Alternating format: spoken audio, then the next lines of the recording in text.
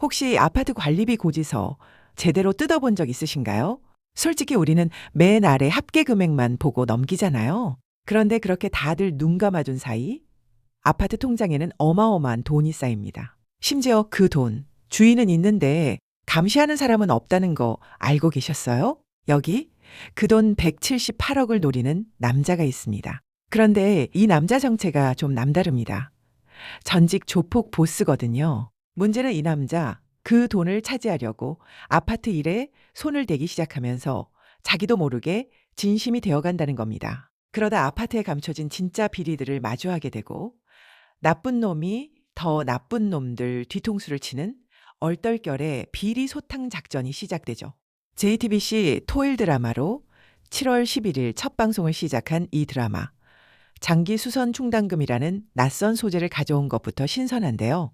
거기다 이 돈을 노리려고 위장 결혼에 위장 가족까지 만들어내는 에피소드들이 은근히 웃기면서도 몰입감 있게 그려지고 배우들 연기까지 일품이라 보는 재미가 확실합니다.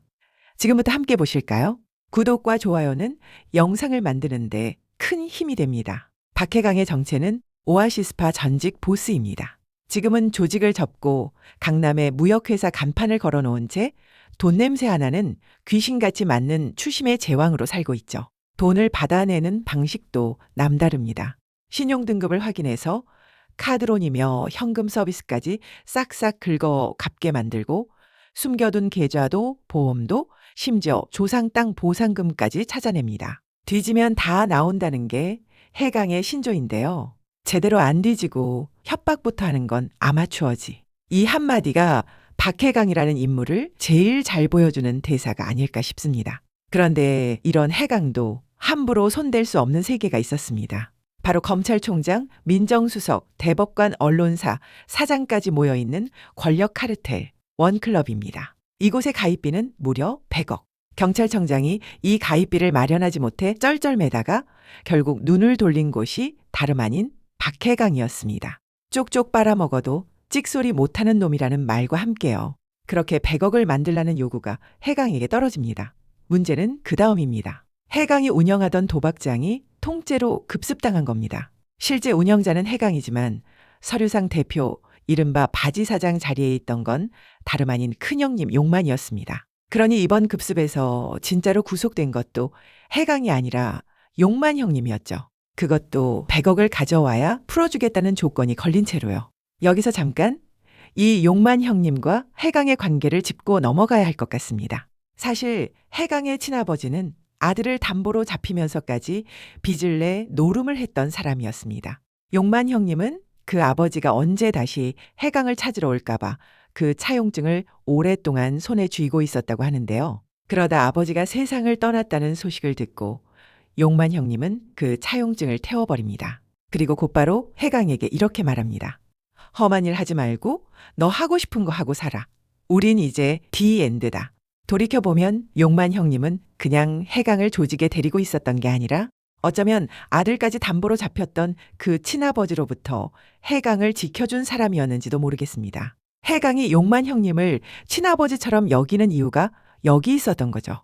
그러니 이번 100억이 걸린 위기에서 해강이 이렇게까지 필사적인 것도 단순한 조직의 의리를 넘어선 문제였던 겁니다. 이제 해강과 조직원들 앞에 놓인 목표는 단 하나. 100억을 만들어서 용만 형님을 구하는 것. 경남이, 제길이, 큰둥이까지 모두가 이 일에 동참하기로 결의합니다.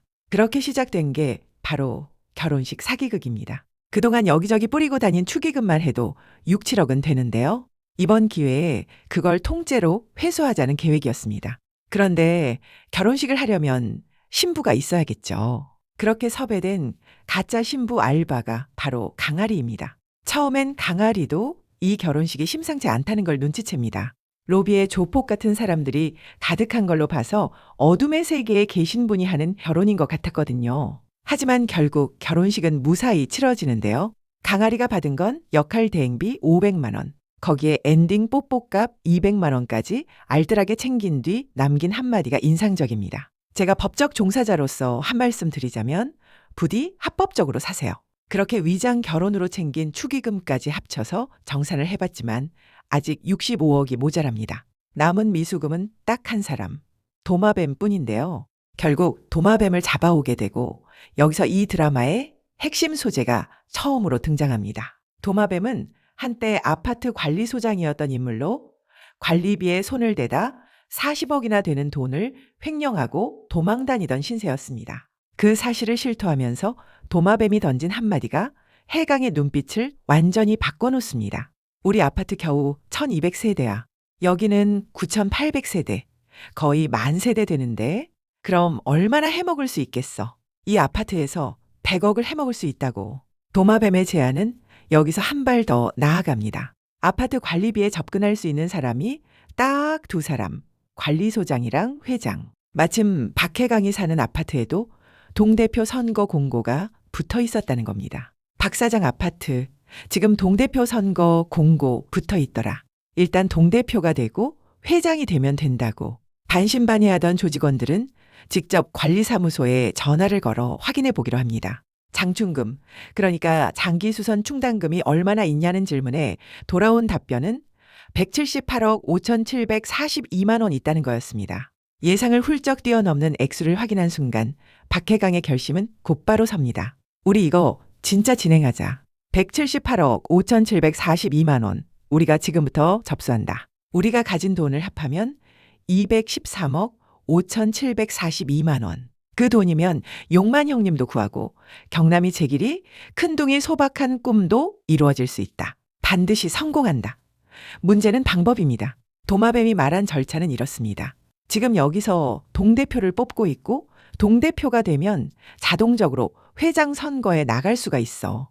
회장이 되면 회장 도장이 확 나와. 자금 집행에 필요한 게 회장하고 관리소장 도장이거든. 동대표를 거쳐 회장이 되면 그 도장 하나로 178억을 움직일 수 있다는 얘기입니다. 다만 시간이 넉넉지 않습니다. 3개월 안에 해먹어야 된다고. 용만 형님을 구하려면 딱 3달. 그 안에 회장 자리까지 올라가야 하는 겁니다. 그런데 이 아파트, 알고 보니 이미 관리비를 둘러싼 비리가 조용히 진행되고 있었습니다. 관리소장 최영재는 장충금에서 무단으로 공사비를 뺐으면서도 태어납니다. 그리고 이 서류를 실제로 만들어내는 사람이 따로 있습니다. 바로 격리과장 강하정. 다름 아닌 강아리의 하나뿐인 언니입니다. 실제 통장은 텅 비어 있는데 서류상으로는 장충금이 꽉 차 있는 것처럼 완벽하게 위조해 온 게 바로 하정이었던 겁니다. 하정은 이 일을 그만두고 싶어 하지만 최 소장은 은근한 압박으로 그녀를 붙잡아둡니다. 이렇게 관리비 비리가 한 아파트만의 이야기가 아니라는 걸 보여주듯 뉴스에서는 이런 소식도 흘러나옵니다. 서울시 1200세대 규모의 아파트에서 관리소장 A씨가 장부를 허위로 작성해 5년 동안 약 40억 원의 관리비를 횡령한 정황이 드러났고 경찰은 A씨의 소재를 추적 중이라고요. 바로 도마뱀 본인의 이야기죠. 관리비 뒤에 숨겨진 돈, 그리고 그 돈을 노리는 사람들. 이게 결코 한 아파트만의 특별한 사정이 아니라는 걸 이 뉴스 한 줄이 말해주고 있습니다. 이제 남은 건 실행뿐입니다. 그런데 정작 동대표 후보 등록을 하러 갔더니 뜻밖의 벽에 부딪힙니다. 혼자서요? 보통은 3인 이상 가족의 가장이시거나 3대가 모여 사는 집의 한 분이시거나 그렇거든요. 이렇게 혼자 사는 분이 동대표 지원하는 건 처음 봐서 혼자 사는 남자가 동대표에 나선다는 것 자체가 낯설다는 반응. 결국 이 아파트에서 신뢰를 얻으려면 가족이 있어야 한다는 걸 깨달은 박해강. 그렇게 가짜 가족 프로젝트가 본격적으로 시작됩니다. 먼저 와이프 역할. 첫 번째로 눈에 들어온 건 다름 아닌 강아리였습니다. 마침 로펌에서 해고까지 당한 상황. 박해강은 이 틈을 놓치지 않고 접근합니다. 3달 동안 제 와이프 역을 해주세요. 1억 3달에 1억 깔끔으로 바로 쏩니다. 강아리는 처음엔 단호하게 거절합니다. 전 법적 종사자로서 그쪽이랑 얽히기 싫어요. 하지만 결국 이 제안을 받아들이는데요. 여기엔 언니 강하정의 존재가 있었습니다. 몇 년 동안 자신을 뒷바라지해준 언니가 이제는 자기 꿈을 찾겠다며 하리에게 이번엔 네가 뒷바라지 해달라고 말한 상황. 게다가 1억이면 한동안 돈 걱정은 안 해도 되는 큰 돈이니까요. 그렇게 강아리도 결국 이 제안을 받아들입니다. 다음 아버지 역할은 다름 아닌 도마뱀이었습니다. 박해강은 도마뱀에게 아버지 역할하면서 회장 당선까지 충실히 협조하면 빚 다 까줄게 라고 딜을 하는데요. 도망자 신세였던 도마뱀 입장에서는 거절할 이유가 없는 제안이었죠. 마지막으로 아들 역할은 경남의 아들 경북이가 맡게 됩니다. 조건은 하나, 영어 유치원. 경북이 영어 유치원 보내자. 이렇게 모인 사람들이 모여 처음으로 가족 사진을 찍는 장면이 나오는데요. 서로 처음 만난 사이인데 억지로 가족 포즈를 취해야 하는 상황이 은근히 웃음을 자아냅니다. 이 어색한 가족 사진 한 장으로 해강의 다짐은 다시 한번 또렷해집니다. 이긴다. 나는 반드시 이긴다. 반드시 이겨서 용만이 형님 구하고 애들도 지킨다. 그렇게 박해강은 이제 어엿한 가족을 가진 동대표 후보로 다시 등록에 나섭니다. 그리고 이 과정에서 만나게 되는 인물이 하나 있습니다. 주차 문제로 시비가 붙은 이웃 이충원입니다. 123동 사는 이충원입니다. 114동 사는 박해강입니다. 전직 조폭 보스와 건설사 대표 이 두 사람의 첫 만남이었습니다. 이때만 해도 두 사람 다 서로가 앞으로 어떤 관계가 될지는 전혀 몰랐겠죠. 박해강은 좋은 아파트 만들겠다는 공약을 내걸고 정식으로 동대표 선거에 뛰어드는데요. 이웃들의 택배를 대신 집 앞까지 배달해주는 서비스로 야무지게 표심을 챙기기 시작합니다. 그런데 이 아파트 만만한 동네가 아니었습니다. 아파트 일이라면 모르는 게 없다는 오지랖퍼. 장숙진이 라이벌로 나타난 겁니다. 해강의 택배 서비스로 표심이 흔들리는 게 영 못마땅했던 걸까요?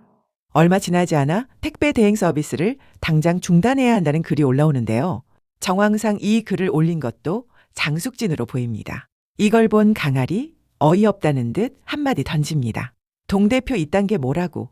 네거티브까지. 처음엔 그저 100억, 아니 178억을 노리고 뛰어든 판이었습니다. 그런데 아파트 일에 발을 담그면 담글수록 해강은 점점 더 깊숙이 이 판에 빠져들 수밖에 없어 보이는데요. 과연 해강이 앞으로 마주하게 될 이 아파트의 거대한 숨겨진 비밀은 무엇일까요? 그리고 그 비밀을 감추고 있는 사람들은 또 누구일까요? 여기엔 강아리의 하나뿐인 언니도 얽혀 있습니다. 과연 강아리는 언니가 일하는 바로 그 아파트에서 언니에게 정체를 들키지 않고 무사히 역할 대행을 해낼 수 있을까요? 예고편에서는 박해강이 장숙진을 치자고 말하는 장면도 나오는데요.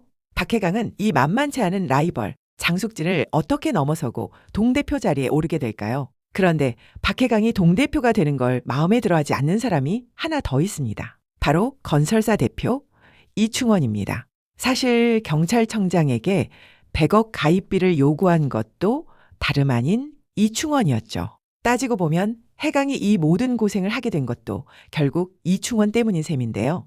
과연 박해강은 이 판에서 무사히 100억을 마련하고 이충원과의 악연을 어떻게 풀어가게 될까요? 다음 화가 정말 기대되는 지점입니다.